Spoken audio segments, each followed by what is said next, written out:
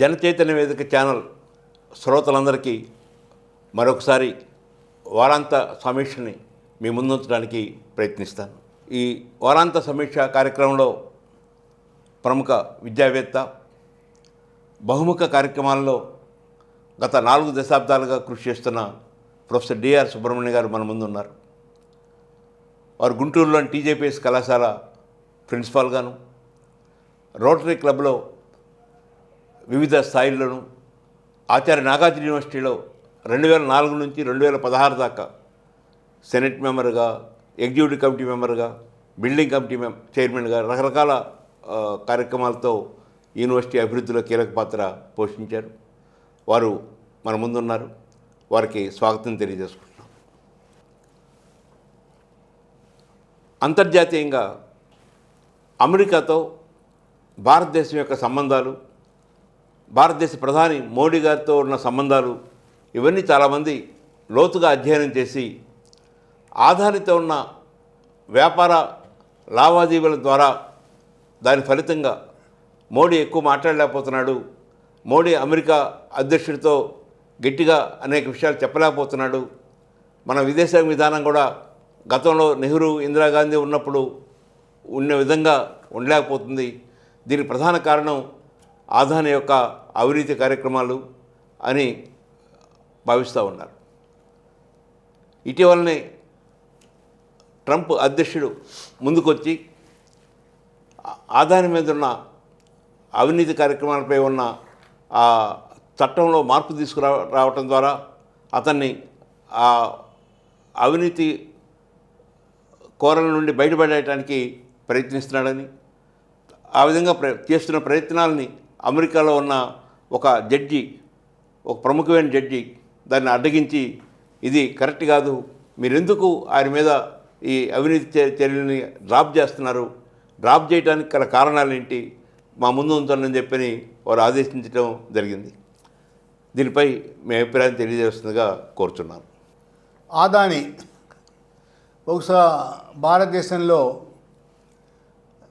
గ్రామీణ ప్రాంతంలో ఉన్న ప్రజలకు కూడా పరిచయం చేయవలసిన అవసరం లేని పేరు అయిపోయింది ఇవాళ ఆదాని. ఈ మామూలుగా పెద్ద పెద్ద కార్పొరేట్స్ చాలా రకరకాల విన్యాసాలు చేస్తూ ఉంటాయి. వాటిని కార్పొరేట్ జిమ్మిక్స్, కార్పొరేట్ గేమ్స్, ఇంకా కాస్త ముందుకెళ్తే కార్పొరేట్ ఫ్రాడ్స్, ఇలాగ రకరకాల పేర్లతోటి ఆ విన్యాసాలని చెప్తూ ఉంటాం. ఆదాని భారతదేశంలో చేసినన్ని విన్యాసాలు స్వాతంత్రం వచ్చిన తర్వాత మొదట్లో ఉన్న టాటాలు, బిర్లాలు కానీ ఆ తర్వాత వచ్చిన అంబానీలు కూడా చేయలేకపోయారేమో అనిపిస్తుంది ఒక్కోసారి.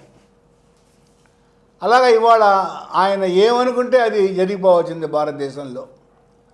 అది చిన్నగా ప్రపంచమంతా కూడా స్ప్రెడ్ చేయగలిగాడు ఆదాని. దానికి ప్రధానంగా నరేంద్ర మోడీ గారి సహకారం, ఆశీస్సులు ఉన్నాయనేది ప్రజల యొక్క అనుమానం, ఆరోపణ. ఈ ప్రస్తుతం అమెరికాలో జరుగుతున్న విషయం గురించి వస్తే, ఇది క్లుప్తంగా ఏమిటంటే, భారతదేశంలో సోలార్ ప్లాంట్ అగ్రిమెంట్స్, దీనికి సుమారు $265 మిలియన్ల, అంటే సుమారు 2200 కోట్ల రూపాయలు లంచాలుగా ఇచ్చారని, అందులో మన తెలుగు రాష్ట్రాలు కూడా ఉన్నాయి. దీనికి కావాల్సిన, ఈ ప్రాజెక్ట్స్కి కావాల్సిన నిధులను సమీకరిస్తానికి అమెరికన్ ఇన్వెస్టర్స్కి ఇచ్చిన పిలుపులో మనకు డిస్క్లోజర్ ప్రాక్టీస్ అని ఒకటి ఉంటుంది. ఉదాహరణకి మనకి తెలుగు సినిమాలో చూస్తూ ఉంటాం, టైటిల్స్లో వేస్తారు, ఈ సినిమా తీసే దాంట్లో జంతువులకి ఎలాంటి హాని కలిగించలేదు, ఇది ఒక స్టేట్మెంట్ వాళ్ళు ఇవ్వాలి. అలానే ఇన్వెస్టర్స్ దగ్గర నుంచి నిధులను సమీకరించేటప్పుడు కంపెనీలు మేము ఏమీ దాచిపెట్టలేదు, అన్ని విషయాలు ఇన్వెస్టర్స్ ప్రాస్పెక్టివ్ ఇన్వెస్టర్స్కి చెప్తున్నాము అని ఒక డిస్క్లోజర్ కాలం ఉంటుంది. అందులో ఇలాంటి కరప్షన్ ప్రాక్టీసెస్ ఏమీ మేము చేయలేదు అని వాళ్ళు డిస్క్లోజ్ చేయవలసి ఉంటుంది. అలా డిస్క్లోజ్ చేసి అమెరికన్ ఇన్వెస్టర్స్ని మిస్లీడ్ చేశారు అనే ఆరోపణ మీద 2 కేసులు ఫైల్ అయినాయి అతని మీద. ఈ 2 కేసులు కూడా ట్రంప్ రాకముందే బైడెన్ ప్రెసిడెంట్గా ఉన్నప్పుడు ఫైల్ అయినాయి. ఒకటి సెక్యూరిటీస్ అండ్ ఎక్స్చేంజెస్ కమిషన్ వాళ్ళు ఒక civil case, department of justice అంటే మనకి భారతదేశంలో లా మినిస్ట్రీ అనుకోవచ్చు, అక్కడ డిపార్ట్మెంట్ ఆఫ్ జస్టిస్ ఒక criminal case, fraud case file చేయడం జరిగింది. అంతలోకి అక్కడ బైడెన్ పోయి ట్రంప్ రావడం జరిగింది.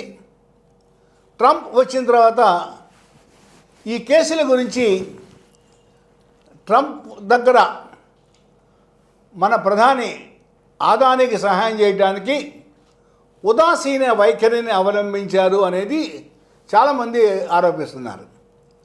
ఇక్కడ విషయానికి వస్తే ట్రంప్ వచ్చిన తర్వాత ఈ కేసు కనుక రుజువైతే సుమారు 25 సంవత్సరాల జైలు శిక్ష పడుద్ది ఆదానికి అతనితో పాటు ఉన్న అసోసియేట్స్కి. ఈ కేసుల్లో నుంచి ఈ కేసుల గురించి వారెంట్లు అమెరికన్ కోర్టులు పంపించినా కూడా ఇండియన్ గవర్నమెంట్ ఆదానికి సర్వ్ చేయకుండా తాత్సారం చేశాయి, పక్కన పెట్టేశాయి. ఇది కూడా అక్కడ అమెరికన్ కోర్ట్స్లో పెద్ద విషయంగానే చెప్పబడింది. అటు చేసి ఇటు చేసి మొత్తం మీద ఒక 2 నెలల కిందట మేలో ఈ కేసులు ఉపసంహరించుకుంటున్నట్లు securities and exchanges commission, department of justice ప్రకటించాయి. దీనికి ఇంకా నేపథ్యం ఏమిటంటే $18 మిలియన్ల పెనాల్టీగా అమెరికన్ ప్రభుత్వానికి చెల్లించేదానికి ఆదాని నెవ్యూ సాగర్ ఆదాని వీళ్ళిద్దరూ అంగీకరించారు. ఇంకా డబ్బు ఆ పెనాల్టీ పే చేస్తానికి అంగీకరించడం జరిగింది. ఇది కాకుండా $10 బిలియన్ల ఇన్వెస్ట్మెంట్ చేస్తాం అమెరికాలో అని ఒక ఇన్ఫార్మల్ ఎష్యూరెన్స్, అంటే ఇది ఎక్కడ రిటర్న్ అగ్రిమెంట్ ఏం కాదు, ఒక ఇన్ఫార్మల్ ఎష్యూరెన్స్ ఆదాని ట్రంప్కి ఇచ్చాడని, 15,000 ఉద్యోగాలు క్రియేట్ అవుతాయని చెప్పాడనేది కూడా అమెరికాలో, ఇండియాలో బాగా నడుస్తుంది. ఇవన్నీ కూడా కాకుండా తెర వెనుక ఇంకా చాలా జరిగాయి. ఆదాని తన లాయర్గా గియుఫ్రా అనే అమెరికన్ లాయర్ని హైర్ చేశాడు. ఇతను ట్రంప్ లాయర్స్ టీంలో కూడా ఒక లాయర్. అంటే ఆల్మోస్ట్ ట్రంప్ కనుసన్నలలో ఈ అగ్రిమెంటు, ఈ ఆరోపణలు, ఎలిగేషన్స్, డ్రాపింగ్ అంతా కూడా జరిగిందని అర్థమవుతుంది. నవంబర్ 2025లో ట్రంప్ కుమారుడు జూనియర్ ట్రంప్ని ఆదాని కలిశాడని కూడా చెప్తున్నారు. ఇలాగా వీటన్నిటి ఆసరాగా ఈ డిపార్ట్మెంట్ ఆఫ్ జస్టిస్ ఈ ఎలిగేషన్స్ని డ్రాప్ చేయడానికి, సెక్యూరిటీ అండ్ ఎక్స్చేంజ్ కమిషన్ ఇంకా దీని గురించి మేము అనవసరంగా టైం వేస్ట్ చేయలేము, we cannot waste our resources, this is the verbatim they have used, ఇలాగ చెప్పడం వల్ల ఈ మొత్తం డ్రాప్ అయిపోయినాయి. అయితే ఇప్పుడు ఈ డిపార్ట్మెంట్ ఆఫ్ జస్టిస్ ప్రాసిక్యూటర్సు ఈ ఏ కోర్టులో అయితే కేసు నడుస్తుందో ఆ జడ్జి నికోలాస్ గరౌఫిస్ అతని పేరు, Brooklyn based US district judge. అతను అబ్జెక్షన్ రైజ్ చేశాడు. మీరు ఏదైతే కారణాలు చెబుతున్నారో ఈ కేసెస్ డ్రాప్ చేయడానికి అవి కన్విన్సింగ్గా లేవు, కాబట్టి మీకు జూలై 13 దాకా టైం ఇస్తున్నాను, మరలా అన్ని వివరాలతోటి మళ్ళా మీ ఎక్స్ప్లెనేషను లేదా క్లోజర్కి మీ వివరణ సబ్మిట్ చేయమని చెప్పి అడిగారు. వాస్తవానికి ఈ జడ్జి గారు అడగక ముందే, కొద్ది రోజుల ముందే అమెరికన్ సెనేటర్స్ కొంతమంది అటార్నీ జనరల్కి ఒక ఫిర్యాదు చేశారు. ఇలాగ డిపార్ట్మెంట్ ఆఫ్ జస్టిస్ ఈ ఫ్రాడ్ కేసెస్ని డ్రాప్ చేయడం ఇదంతా కూడా కన్విన్సింగ్గా లేదు, and it doesn't look appropriate అన్నట్లుగా వాళ్ళు ఫిర్యాదు చేయడం జరిగింది. ఇలాగా ఆదాని అనే ఒక వ్యక్తి కోసం మొత్తం దేశం, భారతదేశం అంతా కూడా నిలబడిందా అన్న పందాన నడుస్తోంది.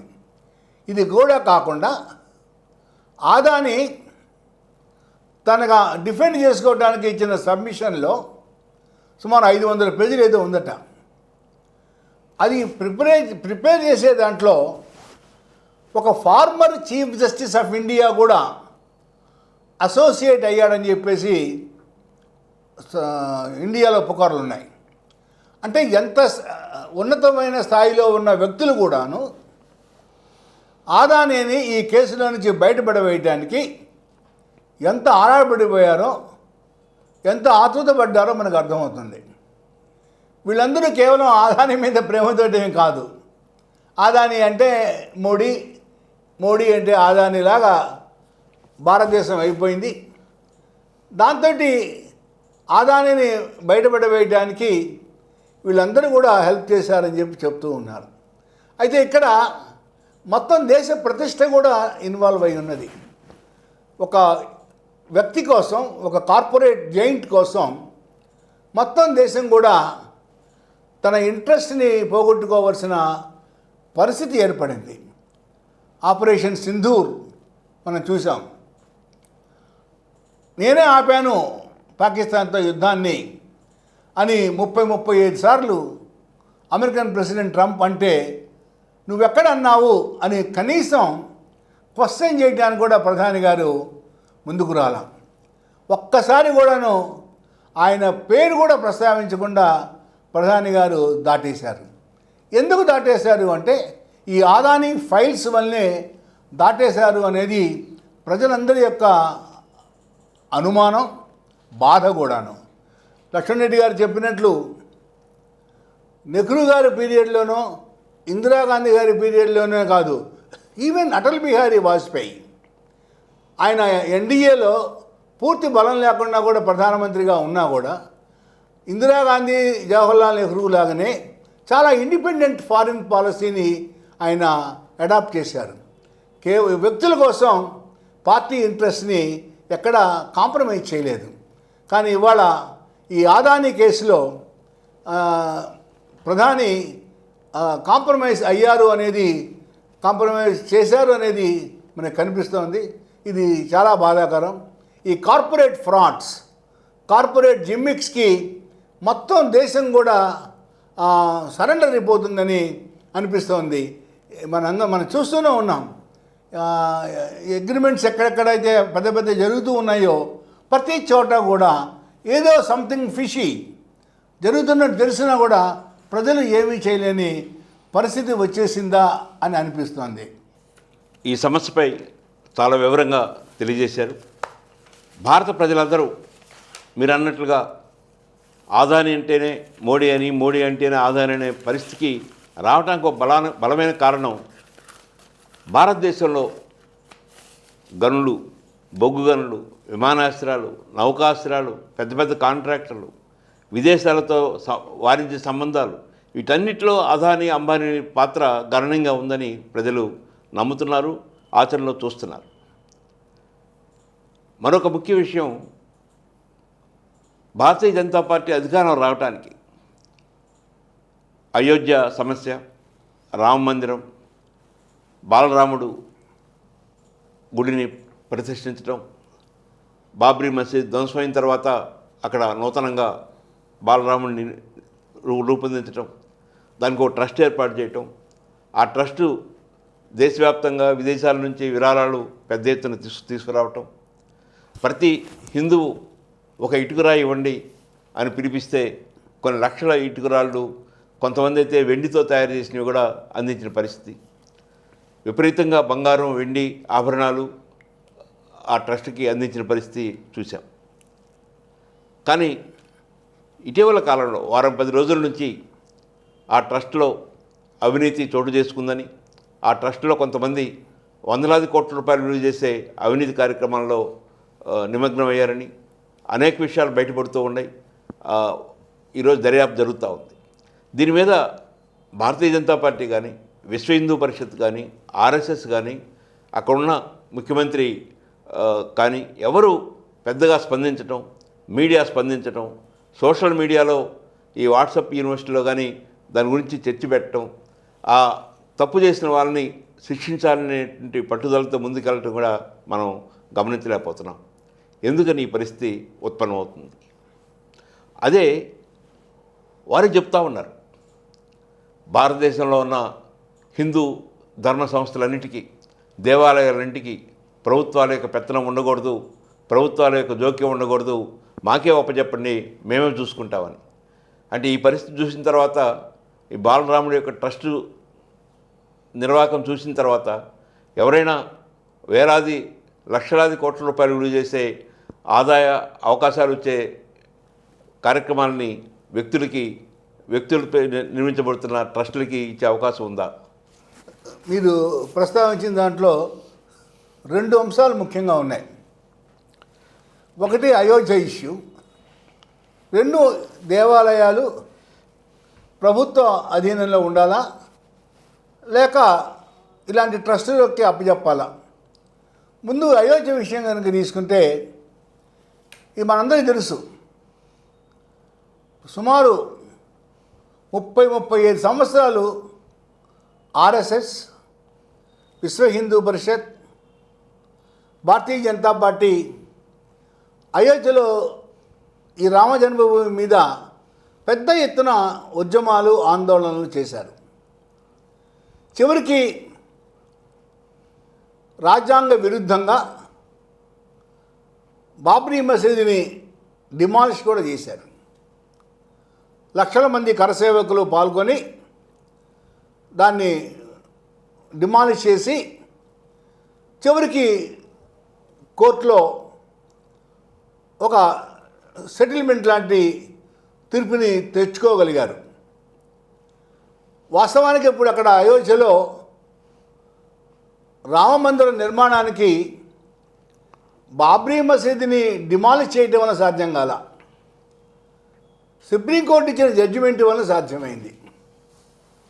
అది ముస్లిం ఆర్గనైజేషన్స్ని కూడా కన్విన్స్ చేయటము, లేక వాళ్ళతోటి ముందుగా మాట్లాడుకోవటము, ఏది ఏమైనప్పటికీ కూడా అక్కడ రామమందిర నిర్మాణం జరిగిపోయింది. దాని క్రెడిట్ అంతా కూడా భారతీయ జనతా పార్టీ తన ఖాతాలో వేసుకొని దాన్ని బాగా చక్కగా ఎన్నికలకు ఉపయోగించుకుంది. ప్రపంచం అంతా తెలుసు, మన భారతదేశానికి తెలుసు, రామ జన్మభూమి ఇష్యూనే ఆధారంగా తీసుకొని రథయాత్ర చేసి అద్వానీ గారు భారతీయ జనతా పార్టీని క్రమక్రమంగా పెంచుకుంటూ వచ్చారని కూడా మనందరికీ తెలుసు. దీనికి ఒక ట్రస్ట్ని ఏర్పాటు చేశారు, శ్రీరామ జన్మభూమి తీర్థక్షేత్ర ట్రస్ట్ దాని పేరు. దానికి చీఫ్ చంపత్ రాయ్, ఈయన ఆర్ఎస్ఎస్ ప్రచారక్, విశ్వ హిందూ పరిషత్లో ఫంక్షనరీ, చాలా ఇంపార్టెంట్ పర్సన్. వాస్తవానికి ఈ రామ జన్మభూమి ఇష్యూలో ప్రధాన పాత్ర వహించింది ఈ చంపత్ రాయ్ అనే ఆయనే. ఆయన మొన్న రాజీనామా చేశాడు, తన పదవికి కూడా రాజీనామా చేశాడు. ఆయనతో పాటు అనిల్ మిశ్రా అని ఇంకొక సభ్యుడు కూడా రాజీనామా చేశాడు. 8 మందిని అరెస్ట్ చేయడం జరిగింది. అయితే ఇది ఒక వారం రోజుల్లోనో 10 రోజుల కింద జరిగిన విషయం కాదు. జూన్ 5, 6 తారీఖుల్లోనే ఇప్పుడు ఎవరెవరైతే అరెస్ట్ చేయబడ్డారో వాళ్ళందరి ఇళ్లని కూడా పోలీసులు సెర్చ్ చేశారని, కొంత సమాచారాన్ని ఏదో తీసుకొచ్చారని, అయితే ఇది ఎవ్వరికీ తెలియకుండా దాచిపెట్టారు. మన భారతదేశంలో సమస్య ఏమిటంటే మీడియాని మొత్తం కూడా భారతీయ జనతా పార్టీ కంట్రోల్లోనే ఉంది. టెలివిజన్స్ కానీ, న్యూస్ పేపర్స్ కానీ భారతీయ జనతా పార్టీకి ఏదైతే ప్రతికూలంగా ఉంటుందో దాన్ని నాకు పబ్లిష్ చేయరు. ఈ మాత్రం ఇన్ఫర్మేషన్ అయినా కొద్ది గొప్ప ప్రజల్లోకి వస్తానికి కారణం సోషల్ మీడియా, వెబ్ ఛానల్స్, వీటి వల్లే కొద్ది గొప్ప ఇన్ఫర్మేషన్ బయటకు వచ్చిన తర్వాత మరీ తప్పని పరిస్థితుల్లో ప్రజలకి కొద్ది గొప్ప కొన్ని ప్రాంతీయ పత్రికలు అవి తెలియపరుస్తున్నాయి. ఈ రామజన్మభూమి ట్రస్ట్ విషయానికి వస్తే ఇంత మనకి ఎంత ఘోరాత, సుమారు 70-80 సార్లు చోరీ చేశారని చెప్తున్నారు. సీసీ కెమెరాలకు అడ్డంగా నిలబడి వేరే వాళ్ళు కాజేసి అవన్నీ కూడా సంచుల్లో పెట్టి బయటకు చారేసి తర్వాత అక్కడి నుంచి షిఫ్ట్ చేశారు. అంటే ఇంత పెద్ద తతంగం నడుస్తూ ఉన్నది. అంటే రామజన్మభూమి వలన ఉత్తరప్రదేశ్కి విపరీతమైన ఆదాయం వచ్చింది, రాష్ట్ర ప్రభుత్వానికి కూడా వచ్చింది. అలానే భారతీయ జనతా పార్టీకి కూడా దీని ఆసరాగా ఎంతో పాపులారిటీ సంపాదించి రాజకీయంగా ఉపయోగించుకుంది. అయినా కూడా హిందువుల మనోభావాలు సంబంధించిన విషయమైనా కూడా ఈరోజు వరకు నరేంద్ర మోడీ కానీ, లేకపోతే ఉన్నత స్థాయిలో ఉన్న భారతీయ జనతా పార్టీ నాయకులు కానీ, ఆర్ఎస్ఎస్ చీఫ్ మోహన్ భగవత్ కానీ ఎవ్వరూ ఇంతవరకు దీని గురించి మాట్లాడలే. తిరుపతిలో లడ్డులో కల్తీ జరిగింది లేదా మరేదో జరిగిందన్న అంశం మీద పవన్ కళ్యాణ్ గారు, చంద్రబాబు నాయుడు గారు ఈరోజు కూడా దాన్ని పెద్ద ఇష్యూగానే హిందువుల మనోభావాలు దెబ్బతిన్నాయని చాలా బాధపడుతూ వచ్చారు. టీటీడీ సభ్యుడు భానుప్రకాష్ రెడ్డి గారు చాలాసార్లు చెప్తూ ఉంటారు, ఏడుకొండల స్వామి చాలా గొప్ప పవర్ఫుల్ మామూలు వ్యక్తి కాదు, అందరికీ శిక్షిస్తాడు అని జగన్మోహన్ రెడ్డి గారిని వార్నింగ్లు ఎప్పుడు ఇస్తూ ఉంటాడు. వీళ్ళెవరూ కూడా చాలా ఎక్కువ ఫ్రీక్వెంట్గా రెస్పాండ్ అయ్యే భానుప్రకాష్ రెడ్డి కానీ, లేక భారతీయ జనతా పార్టీ అధ్యక్షుడు కానీ, చంద్రబాబు నాయుడు గారు కానీ, పవన్ కళ్యాణ్ కానీ ఆంధ్రప్రదేశ్లో ఎవరూ స్పందించలా. అలాగనే మరో తెలుగు రాష్ట్ర జగన్మోహన్ రెడ్డి గారి కంటే ఇంకా ఆయన పాపం ఆయన నరేంద్ర మోడీ గారికి వ్యతిరేకంగా మాట్లాడలేడు కదా. పైగా మీరు అన్నట్లు వాస్తవానికి జగన్మోహన్ రెడ్డి స్పందించాలి, కానీ జగన్మోహన్ రెడ్డి స్పందిస్తే వెంటనే చంద్రబాబు నాయుడు గారు లాంటి వాళ్ళు మా మతం గురించి మాట్లాడడానికి నువ్వెవరు అంటున్నారుగా. నిన్నగాక మొన్ననే చంద్రబాబు నాయుడు గారు అన్నారు, నువ్వు మా గుళ్ళకి ఎంత తిరిగినా కూడా నిన్ను మా వాళ్ళు నమ్మరు అని చంద్రబాబు నాయుడు గారు ఓపెన్గానే చెప్పారు. అలానే కొన్ని యూట్యూబర్స్ కొంతమంది అయితే అసలు నీకే సంబంధం మా దేవుడి గురించి మాట్లాడటానికి, మా మతం గురించి మాట్లాడటానికి నీకే సంబంధం, నువ్వు క్రైస్తవుడి కదా అని జగన్మోహన్ రెడ్డి గారిని అంటున్నారు. భారత రాజకీయాల్లో ఈ ధోరణి అంతకుముందు లేదు. ఒక ప్రజానాయకుడు ఏ గుడికైనా వెళ్తాడు. చంద్రబాబు నాయుడు గారు మసీదులకు వెళ్తారు, చర్చిలకు వెళ్తారు. జగన్మోహన్ రెడ్డి గారు చర్చిలకు వెళ్తారు, టెంపుల్స్కి వెళ్తారు. స్థానికంగా మన ఎమ్మెల్యేలు అన్ని గుళ్ళకి వెళ్తారు, చర్చిలకి వెళ్తారు, మసీదులకు వెళ్తారు, ఎవరు పిలిస్తే వాళ్ళ దగ్గరికి వెళ్తారు. పూర్వం లేదు. కానీ ఈ మధ్య ముఖ్యంగా ఈ 2-3 సంవత్సరాల్లో ఈ ధోరణి విపరీతంగా పెరిగిపోయింది. Cornering on the basis of religion. ఏది ఏమైనప్పటికీ కూడాను వీళ్ళెవరూ కూడా దీని గురించి స్పందించకపోవటం, తమ బాధని వ్యక్తపరచకపోవటం చాలా అభ్యంతరకరం. యోగి ఆదిత్యనాథ్ ఆయన చిన్న చిన్న పొరపాట్లు కూడా బుల్డోజర్లను పంపించి నిర్దయగా కూల్చివేసేశాడు. అలాంటిది ఇన్ని వందల కోట్లు అంటున్నారు, వేల కోట్లు అంటున్నారు. ఇది కేవలం టిప్ ఆఫ్ ది ఐస్బర్గ్ అని కూడా అంటున్నారు. అయినప్పుడు కూడా ఈ 8 మంది ఇళ్ల మీదకి ఆయన బుల్డోజర్లను పంపించి వాళ్ళ ఇళ్ళని కూల్చలేదు. ఇక్కడ చిన్న చిన్న వాటి కూడా మహారాష్ట్రలో కూడా చూసాము, బెంగాల్లో చూసాము, అస్సాంలో చూసాము. భారతీయ జనతా పార్టీ అధికారంలో ఉన్న అన్ని పెద్ద రాష్ట్రాల్లో చిన్న చిన్న పొరపాట్లు కూడా బుల్డోజర్లను పంపించి ఇళ్ళని కూల్చేశారు. కానీ భారతీయులందరికీ కూడా ఎంతో ఆరాధ్యుడైన రాముడి గుడిలో ఇన్ని వందల కోట్లు, ఇన్ని వేల కోట్లు మోసాలు జరిగితే వాళ్ళు ఎవరి మీద బుల్డోజర్లు పంపలేదు. అంటే భారతదేశంలో భారతీయ జనతా పార్టీ పాలనా తీరు ఏ విధంగా ఉన్నదో ప్రజలు కూడా అర్థం చేసుకోవాల్సిన అవసరం ఏర్పడింది. ఇది రామ జన్మభూమికి సంబంధించి. 2 దేవాలయాలు ప్రభుత్వం. చాలా మనం చూసాం 2025 జనవరి 5వ తారీఖు 6వ తారీఖు విజయవాడలో విశ్వ హిందూ పరిషత్ వాళ్ళు చాలా పెద్ద ఎత్తున ఒక సమావేశం పెట్టారు. చిన్నజీరి స్వామీజీ, చాలామంది స్వామీజీలు కూడా అందులో పాల్గొనడం జరిగింది. వాళ్ళందరూ కూడా దేవాలయాలు మాన్యాలన్నీ పోతున్నాయి, దేవాలయ భూములన్నీ అన్యాక్రాంతం అయిపోతున్నాయి, మా దేవాలయాలు మాకు ఇచ్చే మేమే పాలించుకుంటామని చెప్పడం జరిగింది. చూసాం. ఇప్పుడు రామజన్మభూమే కాదు, ఇవాళ ఈ ఇష్యూ బయటకు వచ్చింది. మీరు ఎవరైనా ఓంకారేశ్వరి వెళ్ళండి. ఓంకారేశ్వరి కూడా ఇలానే స్థానిక ధర్మదాతల ట్రస్టే మెయింటైన్ చేస్తుంది. ఆ గర్భగుడిలోకి వెళ్తే మనం మళ్ళీ బయటికి ప్రాణాలతో వస్తామా లేదా అని అనిపిస్తుంది. అదే మన తిరుపతి టీటీడీ ఉంది, కొన్ని వేల మంది రోజు దర్శనం చేసుకుంటారు. ఎక్కడ ఒత్తిడి లేకుండా క్యూ మేనేజ్మెంట్ నడుస్తుంది. అంటే ఇది ఎందుకు ప్రస్తావించానంటే ప్రపంచంలో చాలా పెద్ద దేవాలయం తిరుమల. టీటీడీ అధీనంలో అక్కడ తప్పులు జరగట్లేదు అని నేను అంటలేదు, అక్కడే జరుగుతున్నాయి. కానీ క్రౌడ్ మేనేజ్మెంట్ కానీ క్యూ మేనేజ్మెంట్ కానీ చాలా పర్ఫెక్ట్గా టీటీడీలో మనం చూస్తూ ఉన్నాం. కానీ ఇలాంటి సదుపాయాలు మనకి నార్త్ ఇండియాలో ఉన్న దేవాలయాల్లో, ముఖ్యంగా ట్రస్టుల అధీనంలో ఉన్న దేవాలయాలు ఎక్కడా లేదు. అంటే ఇది ఎందుకు ప్రస్తావించానంటే ఇవాళ ప్రభుత్వం అధీనంలో నుంచి ట్రస్టుల అధీనంలో కనుక పంపితే కంట్రోల్ ఎవరు బాధ్యులు? వాళ్ళని శిక్షించే ధైర్యం మతపరమైన గురువుల్ని, స్వామీజీలని శిక్షించే ధైర్యం భారత ప్రభుత్వానికి, రాష్ట్ర ప్రభుత్వాలకి ఉన్నదా? చాలా అనుమానించదగిన విషయం. కాబట్టి ఈ దేవాలయాలు మాకు ఇచ్చేసేయండి అని విశ్వ హిందూ పరిషత్ వాళ్ళు లేదా కొన్ని హిందూ సంస్థలు అడుగుతున్నమాట వాస్తవమే. కానీ వాళ్ళు కూడా కావాల్సింది చిన్న గుళ్ళు కాదు, ధూపదీప నైవేద్యాలకి నోచుకొని దేవాలయాలు భారతదేశంలో కొల్లలు, వాటిని తీసుకున్నానికి ఎవరు ముందుకు రావట్లా.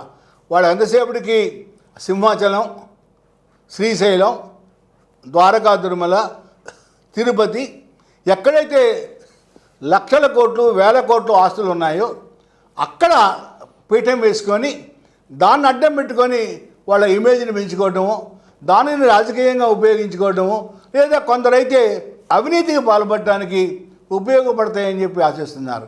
కాబట్టి ముఖ్యంగా ఈ రెండో అంశం, దేవాలయాలు ప్రభుత్వ అధీనంలోనే ఉండాలా లేక ట్రస్టుల అధీనంలో ఉండాలా, దీనికి ఒక శాశ్వతమైన పరిష్కారం ప్రభుత్వం ఆలోచించాలి, ప్రజలు కూడా ఆలోచించాలి. కారణం ఏంటంటే మనం వారణాసి చూసాం, బ్రహ్మాండంగా దాన్ని రీకన్స్ట్రక్ట్ చేశారు, బ్రహ్మాండమైన కారిడార్ ఏర్పాటు చేశారు. అక్కడ టూరిజం, మన స్పిరిచువల్ టూరిజం చాలా పెరిగింది. ఇప్పుడు అలాగనే మరికొన్ని దేవాలయాలు, మధుర లాంటి దేవాలయాల మీద విశ్వ హిందూ పరిషత్ లాంటి వాళ్ళు కాన్సన్ట్రేట్ చేస్తున్నారు.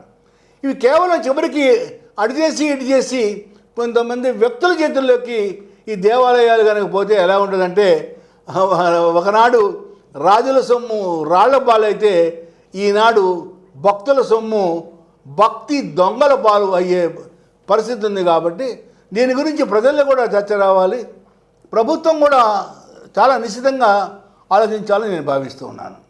Thank you sir.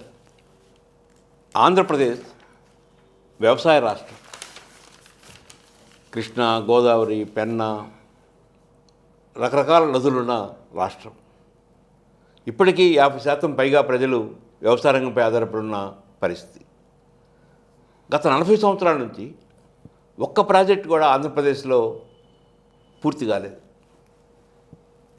నిర్మాణాలు జరుగుతూ ఉన్నాయి, బడ్జెట్లు కేటాయిస్తూ ఉన్నారు. 40,000 కోట్లు కావాలంటే 4,000 కోట్లు కేటాయిస్తారు. అవి ఆ జీతభత్యాలకి, అడ్మినిస్ట్రేటివ్ ఎక్స్పెండిచర్కి సరిపోతూ ఉంటుంది. ఒక ఇంచు కూడా ముందుకెళ్ళలేని పరిస్థితి చూస్తూ ఉన్నాం. ఈ నేపథ్యంలో చంద్రబాబు నాయుడు గారు గోదావరి నుంచి బనకతెరలని, లేదా పోలవరం నుంచి బనకతెరలని చెప్పని ఒక 80,000 కోట్ల రూపాయలతో ఒక భారీ ప్రాజెక్ట్ రావాలని, లేదా గంగా కావేరి అనే పేరుతో నదులన్నింటినీ అనుసంధానం చేయాలని, ఆ నేపథ్యంలో ఆంధ్రప్రదేశ్లో కూడా ఒక పెద్ద ప్రాజెక్ట్ని నిర్మించాలని ఇలాంటి ఆలోచనలు ఉన్నాయి. ఇటీవల కాలంలో తుంగ, భద్ర అనే 2 నదులు కలిసి తుంగభద్రగా ప్రవహిస్తూ అటు కర్ణాటకకి, తెలంగాణకి, ఆంధ్రప్రదేశ్కి 3 రాష్ట్రాలకి కొంత నీటి సదుపాయాన్ని కల్పిస్తున్న నది అది. ఆ నదిపై నిర్మించిన ప్రాజెక్టుకి ఒక 33 గేట్లు ఉంటే ఆ గేట్లన్నీ దెబ్బతిని మరామతులకి నోచుకోలేక అనేక సంవత్సరాల నుంచి ఉన్న పరిస్థితి నుంచి వాటిని బాగు చేయించి ఆ 33 గేట్లని పునరుద్ధరించడం జరిగింది. ఆ కార్యక్రమానికి కర్ణాటక ముఖ్యమంత్రి, తెలంగాణ ముఖ్యమంత్రి, ఆంధ్రప్రదేశ్ ముఖ్యమంత్రితో పాటు కేంద్ర వ్యవసాయ శాఖ మంత్రి కూడా హాజరు కావటం చూసాం. వారందరూ ఒకే డయాస్ మీద ఉండి ఈ తుంగభద్ర యొక్క నీటిని అందరం సక్రమంగా ఉపయోగించుకుందాం, నీటిపారుదల ప్రాజెక్టులు ముందుకు తీసుకెళ్దామని చెప్పారు. ఈ సందర్భంగా ఆంధ్రప్రదేశ్ ప్రభుత్వం చొరవ తీసుకొని కర్ణాటకతో, తెలంగాణతో ఉన్న సమస్యలను పరిష్కరించుకొని మనకున్న నిర్మాణంలో ఉన్న ప్రాజెక్టులకి ఎక్కువ ప్రాధాన్యత ఇచ్చి ఆ ప్రాజెక్టుని పూర్తి చేయాల్సిన అవసరం ఉందని భావిస్తూ ఉన్నాను. మీ అభిప్రాయం తెలియజేయగలరు? ముందుగా మొన్న 25వ తారీఖు, గత వారం 25వ తారీఖు 3 రాష్ట్రాల ముఖ్యమంత్రులు ఒక చోట సమావేశం కావటం ఆహ్వానించదగ్గ పరిణామం. ఈ విజయనగరం జిల్లా పరిధిలోని తుంగభద్ర ప్రాజెక్టు హోస్పేట దగ్గర ఉంటుంది. ఇది 1950లో నిర్మితమైంది. మొత్తం 51 కోట్ల వ్యయంతో 33 గేట్లని దాన్ని రిపేర్ చేసి మరలా ఏర్పాటు చేయడం జరిగింది. ఆ నీటిని విడుదల చేసే కార్యక్రమానికి ఈ 3 ముఖ్యమంత్రులు, కేంద్ర మంత్రి సిఆర్ పాటిల్ గారు హాజరు కావడం జరిగింది. ఈ 3 ముఖ్యమంత్రులు అక్కడ సమావేశం కావడం ఒక శుభపరిణామం. అయితే లక్ష్మణ్ రెడ్డి గారు ప్రస్తావించినట్లు ఈ ప్రాజెక్టుకి సంబంధించిన సమస్యలు అక్కడ ఎలాగా చర్చించకుండా వెళ్ళిపోయారనేది వారు అనుకుంటున్నారు. అయితే ఇక్కడ సిఆర్ పాటిల్ గారు ఈ పెండింగ్ ప్రాజెక్ట్స్ ఏవైతే ఉన్నాయో, ఉదాహరణకి ఈ నవళి బ్యాలెన్సింగ్ రిజర్వాయర్ ప్రాజెక్టు, అలానే ఆర్డిఎస్ గురించి, వీటి గురించి ఏదైతే పెండింగ్లో ఉన్నాయో వీటన్నిటి యొక్క సమాచారాన్ని నాకు పంపించండి అని అక్కడ తుంగభద్ర ప్రాజెక్ట్ ఆఫీసర్లకి ఆయన ఆదేశాలు ఇవ్వడం జరిగింది. అంటే బహుశా నాకేమనిపించిందంటే ఈ పెండింగ్ ప్రాజెక్ట్స్ ఏవైతే ఉన్నాయో, ఈ తుంగభద్రకు సంబంధించి నవళి కావచ్చు, అది గుండ్రేవుల ప్రాజెక్ట్ కావచ్చు, ఆర్డిఎస్ ప్రాజెక్ట్ కావచ్చు, ఇవన్నీ కూడా బహుశా ఒక కొలిక్కి వచ్చేదానికి ఈ 3 ముఖ్యమంత్రులు ప్రయత్నం చేస్తున్నారు అని అనిపించింది నాకు. దానికి సమాచారాన్ని ఆయన పాటిల్ గారు అడిగారని న్యూస్ పేపర్స్లో రావడం జరిగింది. మనం పాజిటివ్గా ఎక్స్పెక్ట్ చేద్దాము. అయితే లక్ష్మణ్ రెడ్డి గారు చెప్పినట్లు ప్రయారిటీస్, రాష్ట్ర ప్రభుత్వం ఈ ప్రయారిటీస్ ఇచ్చే దాంట్లో బాగా ఫెయిల్ అవుతుంది. ఒక్క చంద్రబాబు నాయుడు గారి ప్రభుత్వమే కాదు. అయితే ఆయనే ఎక్కువ కాలం అధికారంలో ఉన్నారు కంటిన్యూస్గా. తర్వాత కొన్నాళ్ళు రాజశేఖర రెడ్డి గారు ఉన్నా, లేదా కొన్నాళ్ళు కిరణ్ కుమార్ రెడ్డి ఉన్నా, మళ్ళీ జగన్మోహన్ రెడ్డి ఉన్నా, వీళ్ళు మారుతున్నా కానీ ఆయనే మారలా. ఆయన 1995 నుంచి ఆయనే ఉన్నారు. అంటే సుదీర్ఘకాలం ఈ ప్రాజెక్ట్స్ తోటి అసోసియేట్ అయిన ఏకైక ముఖ్యమంత్రి కూడా చంద్రబాబు నాయుడు గారే. ఆయన ఈ ప్రయారిటీస్ పెట్టే దాంట్లో ఏదైతే ఈ చిన్న చిన్న పెండింగ్ ప్రాజెక్ట్స్ ఉన్నాయో వాటన్నింటినీ పూర్తి చేసి జాతికి అంకితం చేస్తే చాలా సమస్యలు పరిష్కారం అవుతాయి. అలా కాకుండా అన్నీ ఎక్కడే ఉంచేసేసి కొత్తగా ప్రాజెక్ట్స్ని కన్సీవ్ చేసి వాటి మీద అటెన్షన్ డైవర్ట్ చేయటం వల్ల అది కాదు ఇది కాదు. ముఖ్యంగా మీరు ప్రస్తావించిన బనకచర్ల ప్రాజెక్టు, ఈ బనకచర్ల ప్రాజెక్టు ఎలా చూసుకున్నా కూడా అది డిజైరబుల్ కాదు. రెండు, ఆయన మీటింగుల్లో కూడా చాలాసార్లు ఈ నదీల సంధానం చాలా ఎక్కువగా మాట్లాడుతూ ఉంటారు, లింకింగ్ ఆఫ్ ద రివర్స్. కానీ అది వినటానికి ఆ ఒక్క క్షణం బ్రహ్మాండంగా అనిపించినా కూడా ప్రాక్టికబిలిటీ, వాటికి కావాల్సిన నిధులు వనరులు మన దేశంలో ఉన్నాయా, మన రాష్ట్రంలో ఉన్నాయా, ఇవన్నీ ఆలోచించుకుంటూ ఒక్కొక్క ప్రాజెక్టు పూర్తి చేసుకుంటూ పోతుంటే, లేదా కనీసం తక్కువ ఖర్చుతో ఉన్న ప్రాజెక్ట్స్ని గబగబా పూర్తి చేసుకుంటే అవి ఉపయోగంలోకి వస్తే సాగునీరు వస్తుంది, తాగునీరు వస్తుంది. అలాగా రాష్ట్ర ప్రభుత్వం ఆలోచిస్తే బాగుంటుందని నా ఆలోచన. గత 5-6 సంవత్సరాలుగా భారతదేశంలో స్పెషల్ ఇంటెన్సివ్ రివిజన్ అనే పేరుతో ఓటర్ల జాబితాని ప్రక్షాళన చేయటం, చనిపోయిన వారి ఓట్లని తీసివేయటం, ఒకే వ్యక్తికి 2-3 చోట్ల ఓట్లు ఉంటే ఆ డబుల్ ఎంట్రీస్ని తొలగించటం, ఇట్లా రకరకాల ప్రయత్నాలు చేస్తూ ఉన్నారు. ప్రతిపక్ష పార్టీలు మాత్రం ఎక్కువ మంది బెంగాల్లో కానీ అస్సాంలో ఇట్లా అనేక చోట్ల ఈ ముస్లిం ఓట్లు తొలగించడానికే ఈ ప్రక్రియ చేపట్టారు. బెంగాల్లో 90 లక్షల ఓట్లు తొలగించారు, బీహార్లో తొలగించారు, ఇట్లా అనేక ప్రాంతాల్లో తొలగించారని చెప్పని సుమారు ఇప్పటి వరకు 6 కోట్ల ఓట్లని తొలగించారని ఒక విమర్శ ఉంది. కానీ ఇంకొంచెం లోతుగా ఆలోచిస్తే ఈ అమలు చేసిన రాష్ట్రాల్లో ఓటింగ్ శాతం విపరీతంగా పెరిగింది. బెంగాల్ అయితే దాదాపు 93% ఓటింగ్ శాతం జరిగింది. ఎప్పుడు బెంగాల్ చరిత్రలో అంత శాతం ఓటింగ్ పోల్ కాలేదు. కారణం ఏంటంటే ఓటర్ల జాబితా ఎంత ప్రక్షాళన జరిగితే, ఎంత కరెక్ట్గా ఉంటే అంత ఓటింగ్ శాతం పెరుగుద్ది. ఓటర్ల జాబితాలోనే చనిపోయిన వాళ్ళు, 2-3 ఎంట్రీస్ ఉన్న వాళ్ళు, వలస వెళ్ళిన వాళ్ళు, కనపడకుండా మాయమైన వాళ్ళు, ఇలాంటి వాళ్ళంతా అక్కడ ఉంటే వాళ్ళు ఓట్లు వేయలేరు. అందువల్ల తక్కువ ఓటింగ్ శాతం జరుగుతున్నట్టుగా అనిపిస్తుంది. ఈరోజు ఆంధ్రప్రదేశ్లో, తెలంగాణ లాంటి రాష్ట్రాల్లో కూడా ఈ అమల్లోకి వస్తూ ఉంది. ఈరోజు ఆ ప్రక్రియ కొనసాగుతూ ఉంది. సో ఓటర్లకి మీరు ఎలాంటి జాగ్రత్తలు ఇస్తారు? తన ఓటు కాపాడుకోవటానికి, తన ఓటు పోకుండా ఉండటానికి సాంకేతికంగా ఎలాంటి ప్రయత్నం చేయాలనో తెలియజేయగలరు? దేశాన్ని కుదిపేస్తున్న సమస్యల్లో మరో సమస్య ఈ SIR, స్పెషల్ ఇంటెన్సివ్ రివిజన్. దీనికి ఒక చిన్న గమ్మత్తైన బ్యాక్గ్రౌండ్ ఉంది. ఇది అస్సాంలో మొదలుపెట్టారు, తర్వాత బెంగాల్లో కూడా చేశారు. ఈ రాష్ట్రాల్లో చేసినప్పుడు భారతీయ జనతా పార్టీ ఎప్పుడులాగానే అక్కడ రోహింగ్యాలు ఉన్నారు, బంగ్లాదేశీయులు ఉన్నారు, విదేశాల్లో నుంచి అక్రమ చొరబాటుదారులు ఉన్నారు, వీళ్ళందరికీ ఓట్లు ఉన్నాయి, వాళ్ళు భారత ప్రజాస్వామ్యాన్ని ప్రభావితం చేస్తున్నారు, కాబట్టి ఈ రివిజన్ అవసరం, స్పెషల్ ఇంటెన్సివ్ రివిజన్ అవసరం అంటూ సుప్రీంకోర్టు కూడా చెప్పడం జరిగింది.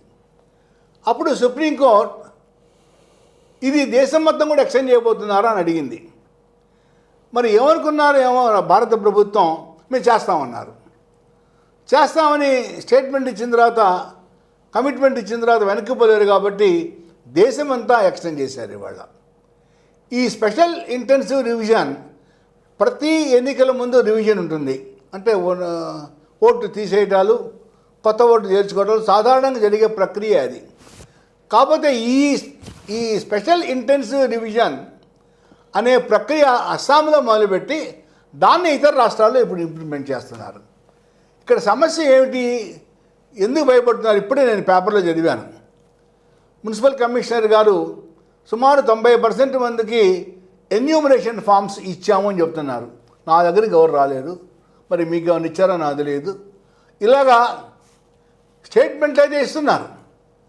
ఎన్యూమరేషన్ ఫామ్స్ ఓటర్కి చేరుతున్నట్టుగా అనిపించడం లేదు. చాలా చోట్ల సోషల్ మీడియాలో కానీ బయట కలిసినప్పుడు కానీ మిత్రులు కానీ మమ్మల్ని ఎవరు కాంటాక్ట్ చేయలేదు, బిఎల్ఓలు అంటే బూత్ లెవెల్ ఆఫీసర్స్ మమ్మల్ని ఎవరు కాంటాక్ట్ చేయలేదని చెప్తూ ఉన్నారు. వాళ్ళ పరిస్థితి ఏమిటంటే, ఒకప్పుడు మీరు ఎన్రోల్ కండి నమోదు చేసుకొని జనాన్ని రిక్వెస్ట్ చేస్తే ఇవాళ బాధ్యత కలిగిన పౌరులు ఓటు ఎక్కడ పోతుందో అని భయపడిపోతున్నారు. రెండు, ఎవరిని కాంటాక్ట్ చేయాలి? ఉదాహరణకి వాళ్ళు ఇప్పుడు ప్రభుత్వం ఏం చెప్తుంది, ఎలక్షన్ కమిషన్ ఏం చెప్తుంది, 2002లో ఉన్న ఓట్లని ఇప్పుడు మ్యాపింగ్ చేస్తున్నామని చెప్తున్నారు. అంటే ఇప్పుడు నాకు 2002లో నేను ఎక్కడ ఉన్నానో, నా ఓటు ఎక్కడ ఉందో నేను గుర్తు చేసుకోవాలి. అంటే చాలామంది ఉద్యోగరీత్యా కానివ్వండి, లేదా బడుగులు ఇల్లు మారుతూ ఉంటారు. ఇల్లు మారుతూ ఉన్నప్పుడు ఓట్లు ఒక్కోసారి పాత ఇంట్లో ఉంటాయి, కానీ అక్కడికి వెళ్ళి వాళ్ళు స్లిప్పులు ఇస్తారు. ఆ స్లిప్పుల ఆధారంగా మనం ఓట్లు వేస్తాం. ఇప్పుడు దాకా జరుగుతున్న పరిస్థితి అది. ఇప్పుడు ఏమవుతుంది, 2002లో నా ఓటు ఎక్కడుందో అక్కడ నేను ఉండను. ఇప్పుడు ఆ బిఎల్ఓ వెళ్ళి నా ఓటు తీసేస్తాడు. లేదా ఇప్పుడు నేను బిఎల్ఓ దగ్గరికి వెళ్ళి లేదా ఈఆర్ఓ దగ్గరికి వెళ్ళి నా ఎపిక్ అంటే election photo identity card, election commission వాళ్ళు మనకు నంబర్ ఇస్తారు. ఆ కార్డు ఎంతమంది దగ్గర ఉన్నాయి? ఈ కార్డులు చాలామంది దగ్గర ఉండవు. కార్డులు ఎవరు మెయింటైన్ చేయరు. ఆ నంబర్ కనుక ఉంటే కనీసం 2002లో ఎక్కడుందో ఏమైనా తెలుస్తుందో నాకు తెలియదు. అంటే ఇదంతా ఎందుకు నేను వివరిస్తున్నానంటే, ఎలాంటి ప్రికాషన్ తీసుకోవాలి సాంకేతికంగానే లక్ష్మణ్ రెడ్డి గారు అన్నారు కాబట్టి చెప్తున్నాను. ముందు 2002 నుంచి ఇప్పుడు దాకా ఒకే ఇంట్లో ఉంటే పెద్దగా సమస్య రాదు. అలా కాకుండా ఇల్లు మారిన వాళ్ళకి సమస్య ఉత్పన్నమయ్యే అవకాశం ఉంది. మీ దగ్గర కనుక ఆ ఎపిక్ నెంబర్ కనుక ఉంటే దాని ఆధారంగా ఏ బూత్లో మీది ఉన్నదో కనుక్కొని ఆ బూత్ లెవెల్ ఆఫీసర్ దగ్గరికి వెళ్ళి మీ ఎన్యూమరేషన్ ఫామ్ కలెక్ట్ చేసుకొని ఎన్యూమరేషన్ ఫామ్ జాగ్రత్తగా ఫిలప్ చేసి వాళ్ళకి హ్యాండ్ ఓవర్ చేయాలి. దాంతో మన పని అయిపోదు. 2002లో కనుక మీకు మీ ఓటు ఉన్నది లేదు తెలియకపోతే మీరు ఇప్పుడు ఇచ్చే ఇన్ఫర్మేషన్లో వాళ్ళు ఏమడుగుతున్నారు, మీ తండ్రి ఓటర్ కార్డు నెంబరు, ఇంకా తండ్రి కాకపోతే ముత్తాత, లేకపోతే చిన్నాయన, మేనమామ, ఎవరో బంధువులది ఇన్ఫర్మేషన్ ఇవ్వండి అంటున్నారు. నా ఇన్ఫర్మేషనే లేదని నేను గోల్ పెడుతుంటే బంధువుల ఇన్ఫర్మేషన్ ఇవ్వండి అని చెప్పేసి ఈ ఎన్యూమరేషన్ ఫామ్లో అడగటం చాలా ఆశ్చర్యకరంగా ఉంది. ఇది ఓటర్లని పెంచాలి, ఓటర్లని ఇంక్లూడ్ చేయాలి అనే ఉద్దేశం కన్నా కూడా ఓటర్లని ఎక్స్క్లూడ్ చేయాలి అనే ఉద్దేశం ఎక్కువగా ఉందేమో అని అనిపిస్తుంది. కాబట్టి అదంతా ఎలాగున్నా ఇవాళ మనం చేయగలిగింది ఏం లేదు. ముఖ్యంగా ఆంధ్రప్రదేశ్లో ఇవాళ 29వ తారీఖు, మనకి జూలై 14 దాకానే టైం ఉంది. ఈ జూలై 14 లోపల మనం ఎన్యూమరేషన్ ఫామ్స్ కలెక్ట్ చేసుకొని ఫిలప్ చేసి బూత్ లెవెల్ ఆఫీసర్స్కి ఇవ్వాలి. మనం ఏం చేయలేం. ప్రభుత్వం ఏదనుకుంటే అది చేసేస్తుంది, నిరంకుశంగా చేసేస్తుంది. 2016లో అర్ధరాత్రి డిమానిటైజేషన్ అనౌన్స్ చేసి ఈ డిమానిటైజేషన్ వల్ల ఎన్నో ప్రయోజనాలు కలుగుతాయి అన్నారు. జనాల్ని గందరగోళం చేశారు, క్యూల్లో చచ్చారు జనం, డబ్బులన్నీ లేవన్నారు, ఉన్నాయన్నారు, నానా గందరగోళం చేశారు. చివరికి ఏ ఉద్దేశాలతో డిమానిటైజేషన్ పెట్టారో అవి ఎక్కడ అకంప్లిష్ అయినట్టుగా ఎవరు చెప్పలేరు. కానీ ఇప్పటికీ డిమానిటైజేషన్ చాలా పెద్ద సంస్కరణ అని నరేంద్ర మోడీ గారిని, భారతీయ జనతా పార్టీ ప్రభుత్వాన్ని పొగిడేవాళ్ళు ఉన్నారు. కానీ ప్రజలకు ఏం జరిగింది లేదు. వాళ్ళ డీమానిటైజేషన్ ఎలాగైతే ప్రజలని ఏడిపించిందో, హింసించిందో, ఈ ఎస్ఐఆర్ కూడా అలానే ఓటర్లకి నానా రకాలైన ఇబ్బంది కలుగజేస్తుంది. అయినప్పటికీ కూడా ప్రభుత్వాన్ని తర్వాత తిడదాం, ప్రభుత్వాన్ని తర్వాత విమర్శిద్దాం. ముందు ఎవరి ఓటుని వాళ్ళు కాపాడుకోవాల్సిన అవసరం ఏర్పడింది. 14 రోజులు మాత్రమే టైం ఉంది. ఈ 14 రోజుల లోపల ఒక 2 రోజులు దీనికి కేటాయించి ఈ బూత్ లెవెల్ ఆఫీసర్స్ని కాంటాక్ట్ చేసి ఎవరి ఓటుని వాళ్ళు సంపాదించుకొని ప్రజాస్వామ్యాన్ని పరిరక్షించవలసిందిగా కోరుతున్నాను. థ్యాంక్ యూ సార్, మంచి సమాచారం అందించారు. జూలై 14 లోపు ప్రతి ఓటరు తన ఓటుని కాపాడుకోవడానికి కృషి చేస్తారని ఆశిద్దాం. రెండవ ప్రపంచ యుద్ధంలో జరిగిన నష్టాన్ని గమనించిన తర్వాత ప్రపంచంలో ఉన్న ప్రధాన దేశాలన్నీ కలిసి ఐక్యరాజ్య సమితిని ఏర్పాటు చేసుకుంది. ఐక్యరాజ్య సమితి మొదట్లో చాలా మంచి కృషి చేసింది, శాంతిని నిలబెట్టడంలో ప్రధాన పాత్ర పోషించింది. కానీ రాను రాను ఐక్యరాజ్య సమితి పూర్తిగా నిర్వీర్యం కావటం, శక్తి లేని సంస్థగా మారిపోవటం, నిధులు లేని సంస్థగా మారిపోవటం, ప్రత్యేకమైన సైన్యం కానీ ఆయుధాలు కానీ అవేమీ లేని స్థితికి చేరటం. ఈరోజు రష్యా ఉక్రెయిన్ యుద్ధం జరుగుతున్నా, ఇరాన్ అమెరికా ఇజ్రాయెల్ యుద్ధాలు జరుగుతున్నా, మొన్న వెనుజులా సంఘటన చూసినా ఎక్కడ కూడా ఐక్యరాజ్య సమితి యొక్క పాత్ర కానీ, వాటిని నిలువరించడంలో కానీ, ఆ తప్పును ఎత్తి చూపించడంలో కానీ, తప్పు చేసిన దేశాలపై కఠిన చర్యలు తీసుకోవటంలో కానీ ఐక్యరాజ్య సమితి విఫలమవుతూ ఉంది. ఇంత ఘోరంగా విఫలం కావడానికి, బలహీనపడటానికి కారణాలు ఏమై ఉంటాయి? ఐక్యరాజ్య సమితి విషయానికి వస్తే, ఇది ఒకప్పుడు ఐక్యరాజ్య సమితి పెట్టిన తర్వాత తొలి రోజుల్లో ఏదో కొన్నాళ్ళ తర్వాత కూడా గొప్ప గొప్ప నాయకులు ఈ యుఎన్ఓని ఐక్యరాజ్య సమితిని సక్సెస్ చేయాలని కోరుకున్నారు. యుఎన్ఓ అంటే కేవలం రాజకీయంగా అన్ని దేశాల మధ్య సౌభ్రాతృత్వాన్ని పెంచే సంస్థే కాదు, ఎన్నో విభాగాలు ఉన్నాయి. ఆరోగ్యం, చదువు, సంస్కృతి,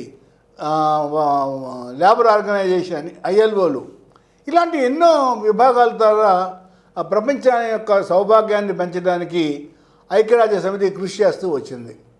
అయితే ఐక్యరాజ్య సమితి యొక్క ప్రజెన్స్ ఎప్పుడు ఫీల్ అవుతామంటే, ముఖ్యంగా ఒక దేశము మరొక దేశం యొక్క సార్వభౌమాధికారాన్ని లూటీ చేసేటప్పుడు మనం ఫీల్ అవుతాం, ఇది ఉన్నదా లేదా అని బాధపడతాం. ఇవాళ అలాంటి పరిస్థితి మనకి ఎక్కడి నుంచి వస్తుందంటే, ముఖ్యంగా అమెరికా నుంచే వస్తుంది.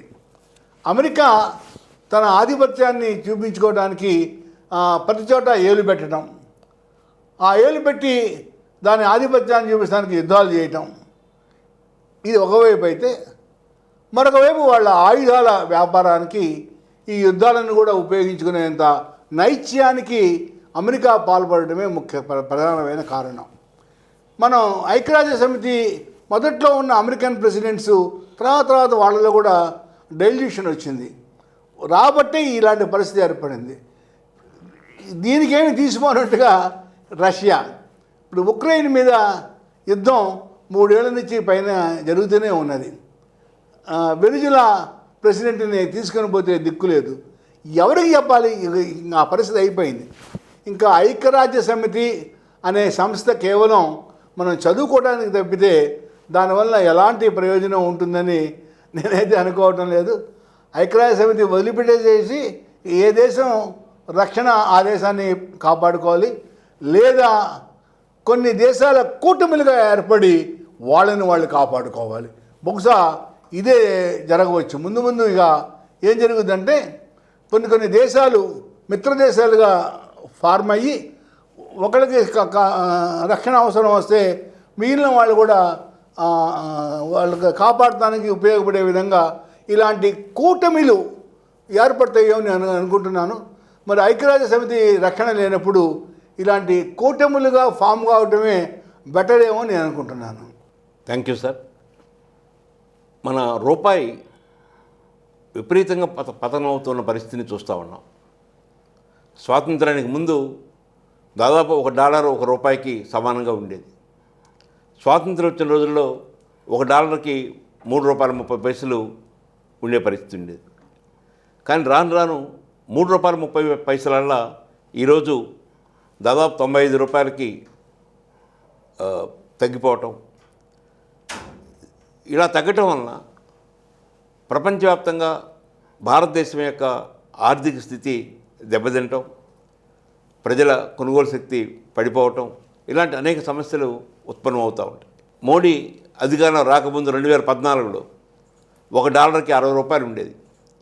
దానిని పెద్ద ఎత్తున విమర్శించి నేను అధికారంలోకి వస్తే బాగా రూపాయి విలువను పెంచుతాను, డాలర్ విలువను తగ్గిస్తానని చెప్పని ప్రతిజ్ఞ చేశాడు. కానీ ఈరోజు అది $95కి చేరింది. త్వరలో ₹100 అవుద్దని ఆర్థికవేత్తలు చెప్తున్నారు. మన రూపాయి విలువ పెరగటానికి మనం ఎలాంటి కృషి చేయాలి? ఉదాహరణకి మన ఎగుమతులను పెంచుకోవటం, దిగుమతులను తగ్గించుకోవటం, ఇలాంటి రకరకాల పరిష్కార మార్గాలు ఉన్నాయి. మీరు సూచించే మార్గాలు తెలియజేయండి. ఈ మన రూపాయి విలువ పడిపోవడానికి ప్రధానమైన కారణం ఏంటంటే డెఫిసిట్. అంతర్జాతీయ వ్యాపారంలో మన ట్రేడ్ డెఫిసిట్ పెరిగిపోతూ ఉండటం వల్ల ఈ రూపాయి విలువ పడిపోతూ వస్తుంది. 2014 ముందు రూపాయి విలువ డాలర్కి ₹60 ఉంది, ₹62 ఉందని బాగా ఘోరంగా విమర్శించిన వాళ్ళు ఇవాళ ఎవరు మాట్లాడుతున్న వాళ్ళే లేరు. ₹95, ₹96, ₹97, ₹98, ₹99, ₹100కి బహుశా ఇంకొక 2-3 నెలల్లో వెళ్ళిపోయినా కూడా ఆశ్చర్యం లేదు. ఎవరు దీని గురించి మాట్లాడటానికి కూడా ధైర్యం చేయలేకపోతున్నారు. అది రాజకీయంగా పక్కన పెట్టినా కూడా మన దేశం వైపు నుంచి ఆలోచిస్తే ఈ ట్రేడ్ డెఫిసిట్ కనుక తగ్గించుకోగలిగితే మన రూపీ వాల్యూ పెరిగే అవకాశం ఉంటుంది. ముఖ్యంగా oil, crude oil dependence imports మీద ఎక్కువగా ఉండటం వల్ల ఆ క్రూడ్ ఆయిల్ ప్రైసెస్ పెరగడం వల్ల మనకి ఇంపోర్ట్స్ పెరిగిపోవటం, దానివల్ల డెఫిసిట్ పెరగటం, దానివల్ల రూపీ వాల్యూ పడిపోవటం. ముఖ్యంగా ఈ మధ్యకాలంలో యుద్ధాల వలన కూడా ఈ క్రూడ్ ఆయిల్ ప్రైసెస్ మళ్ళీ ఈ మధ్యకాలంలో బాగా విపరీతంగా పెరిగిపోయినాయి. 2, మన ఇంపోర్ట్స్ని తగ్గించుకోవాలి. ఈ ఇంపోర్ట్స్ తగ్గించుకోకపోతే ట్రేడ్ డెఫిసిట్ తగ్గే అవకాశం లేదు. మనం చూసాం, నరేంద్ర మోడీ గారు బంగారాన్ని కొంత ఆపండి అని ఆయన స్టేట్మెంట్ ఇవ్వటం వల్ల బంగారం ఇంపోర్ట్ తగ్గింది, తర్వాత దాని కన్జంప్షన్ తగ్గింది, డొమెస్టిక్గా ప్రైసెస్ కూడా ఘోరంగా పడిపోయినాయి. డొమెస్టిక్గా ప్రైసెస్ ఘోరంగా పడిపోవడం వల్ల వ్యాపారస్తులు అందరూ కూడా నష్టపోయారు. తప్పదు, ఒక్కొక్కసారి ఫ్లక్చువేషన్స్ వల్ల ఇవన్నీ జరుగుతూ ఉంటాయి.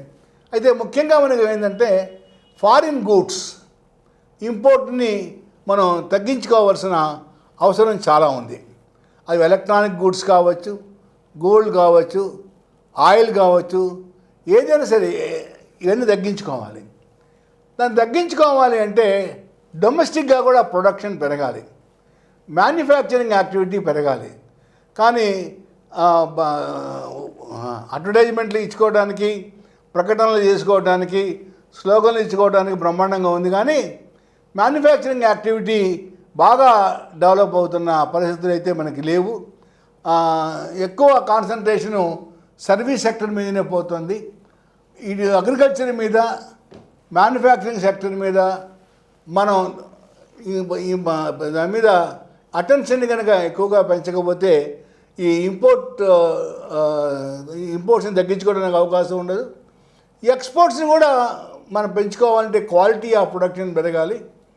అంటే డొమెస్టిక్గా మ్యానుఫ్యాక్చరింగ్ యాక్టివిటీలో క్వాలిటీ పెరగాలి. ఇవి జనరల్గా చేసేవి. ఇవి కాకుండా మన డాలర్ తోటి వ్యాపారం చేసే దేశాలు కాకుండా మన రూపాయితోటి వ్యాపారం చేసే దేశాలతోటి మనం ఎక్కువగా ఒప్పందాలు కనుక చేసుకుంటే డాలర్ యొక్క ప్రాధాన్యత తగ్గి మన రూపాయి వాల్యూ పెరిగేదానికి ఆస్కారం ఉంటుంది. మనకి రష్యాతోటి అలాంటి అగ్రిమెంట్స్ ఉన్నాయి. కాబట్టి మనం ఐడెంటిఫై చేయాలి. కామర్స్ మినిస్ట్రీ కూడా ఎక్కడెక్కడైతే మనం రూపాయితోటి వ్యాపారం చేయడానికి అవకాశాలు ఉన్నాయి ఎక్స్ప్లోర్ చేసి డాలర్ మీద కనుక డిపెండెన్స్ కనుక తగ్గిస్తే ఈ ట్రేడ్ డెఫిసిట్ తగ్గి రూపాయి వాల్యూ పరిరక్షించబడేదానికి ఆస్కారం ఉందని నా భావన. Thank you sir. చివరిగా ఒక ప్రశ్న మేము ఉంచుతున్నాను సార్. భారతదేశంలో అత్యధిక ఎన్నికల వ్యయం జరుగుతున్న రాష్ట్రంగా ఆంధ్రప్రదేశ్ కొనసాగుతూ ఉంది. ఇటీవల వస్తున్న వార్తలు చూస్తే అసోసియేట్ ఫర్ డెమోక్రటిక్ రిఫార్మ్స్ అని త్రిలోచన శాస్త్రి గారి నేతృత్వంలో భారతదేశ వ్యాప్తంగా చట్టసభలు, ఆ చట్టసభలకి ఎన్నికవుతున్న వారు, వారి యొక్క ఆస్తులు, వారిపై ఉన్న నమోదైన నేరాలు, ఇట్లా అనేక విషయాల్ని వారు లోతుగా అధ్యయనం చేసి ప్రజల ముందుంచుతూ ఉన్నారు. ఇటీవల రాజ్యసభ ఎన్నికలు జరిగిన తర్వాత ఒక కొత్త విషయాన్ని ప్రజల ముందు పెట్టారు. భారతదేశంలో ఆంధ్రప్రదేశ్లో అత్యధిక సంపద గల వ్యక్తులు రాజ్యసభ సభ్యులుగా నియమితులవుతున్నారు, ఎన్నికవుతున్నారు. ఈ ఆంధ్రప్రదేశ్లో 18 మంది రాజ్యసభ సభ్యుల యొక్క ఆస్తులు భారతదేశ వ్యాప్తంగా ఉన్న దాదాపు 240 పైగా ఉన్న రాజ్యసభ సభ్యుల యొక్క ఆస్తుల కన్నా చాలా ఎక్కువగా ఉన్న పరిస్థితి వారు గుర్తించారు. ఎందుకని ఆంధ్రప్రదేశ్లో ఇంత పెద్ద పెద్ద వేలాది కోట్ల రూపాయలు ఉన్న వాళ్ళకే రాజ్యసభ సీట్లు దక్కుతున్నాయి? ఒకప్పుడు రాజ్యసభని నిర్మించినప్పుడు, ఏర్పాటు చేసినప్పుడు అది విద్యావేత్తల సభని, ఉత్తమోత్తముల సభని, స్వాతంత్ర సమరయోధులకి అది కేంద్రంగా ఉండాలని ఒక పెద్దల సభగా దాన్ని భావించి ఏర్పాటు చేశారు. కానీ ఈరోజు పెద్దల సభల ధనికుల సభగా మారింది.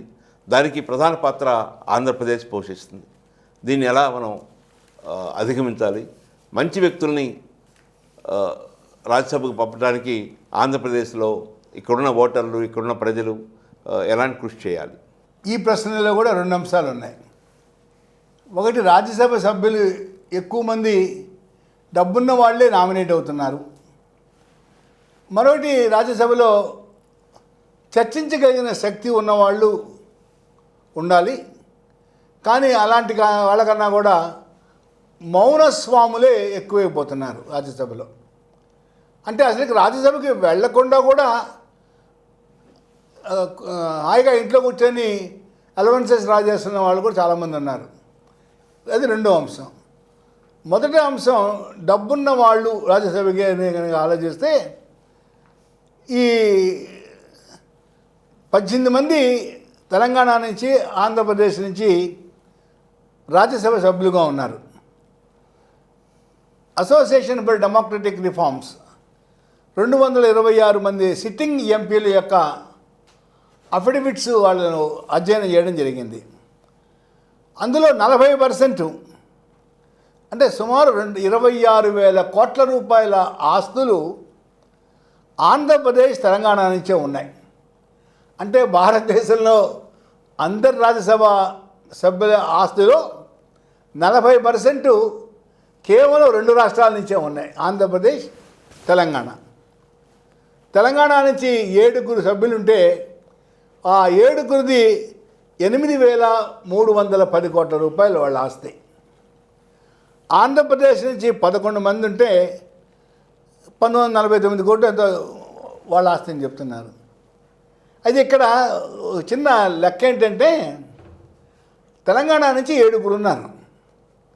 ఈ 7లో 2 చాలా రిచ్ పీపుల్.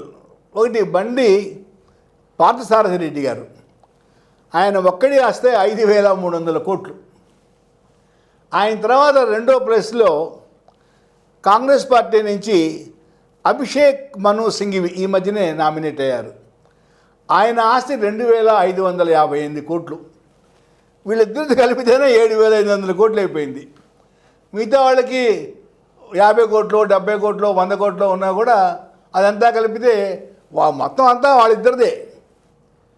ఇలాగా రాజ్యసభలో ఎక్కువ మంది డబ్బున్న వాళ్ళే వెళ్తున్నారు. అయితే ఈ డబ్బున్న వాళ్ళే వెళ్తున్నారు అనేది అంతమంది కూడా ఉన్నది. కానీ అంతమంది ప్రపోర్షన్ ఏంటంటే, మీరు చెప్పినట్లు కాస్త ఆలోచనాపరులు, అక్కడ మాట్లాడగలిగిన వాళ్ళు, చర్చించేవాళ్ళు, వెళ్ళేవాళ్ళు. ఇవాళ అలాంటి పరిస్థితి లేదు.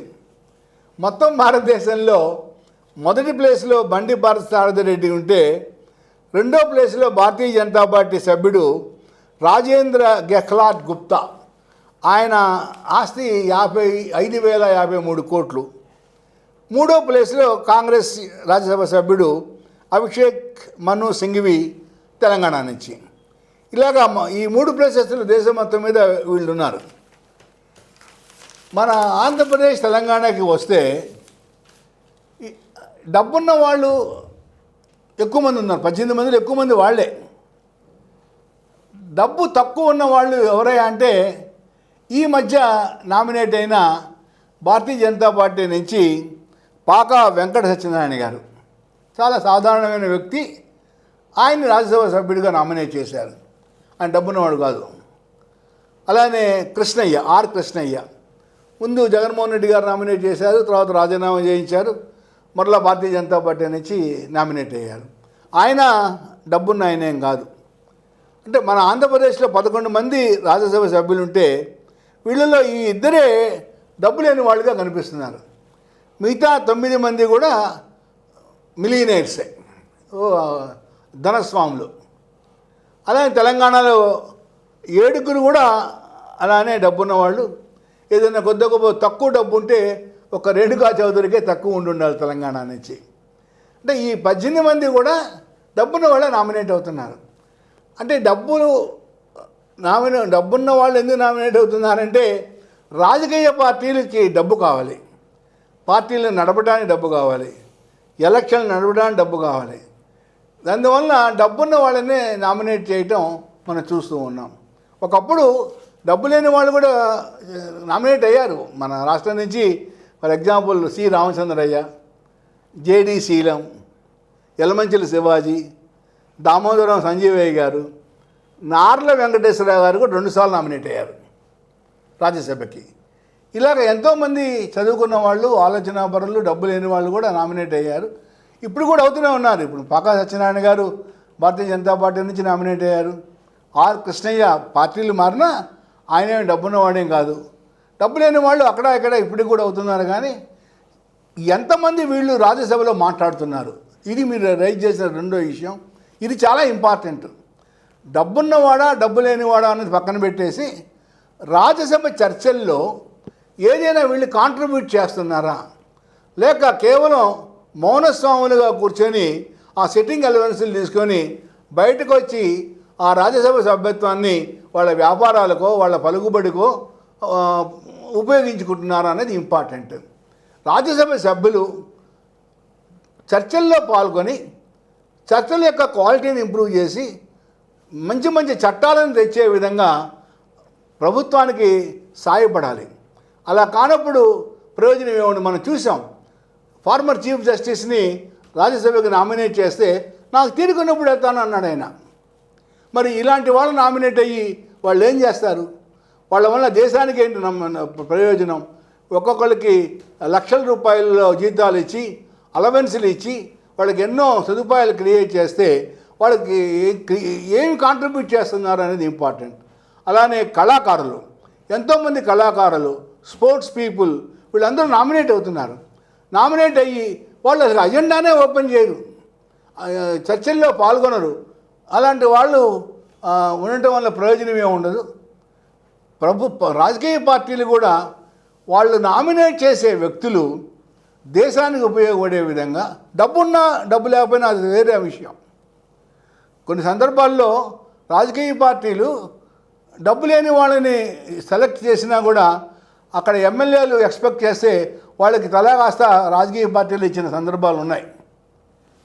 కానీ మంచి వాళ్ళని పంపించారు. ఇవాళ పంపించాల్సినది ఏంటంటే డబ్బు ఉన్నదా లేదా అని పక్కన పెట్టేసి చర్చలకు ఉపయోగపడే సభ్యులని ఐడెంటిఫై చేసి రాజకీయ పార్టీలు పంపిస్తే ప్రజాస్వామ్యం ఎక్కువగా సంరక్షించబడుతుందనేది నా భావన. Thank you sir.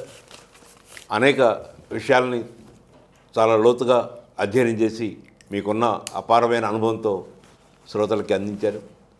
త్వరలో మరో వారాంతపు సమీక్షలో కలుద్దాం.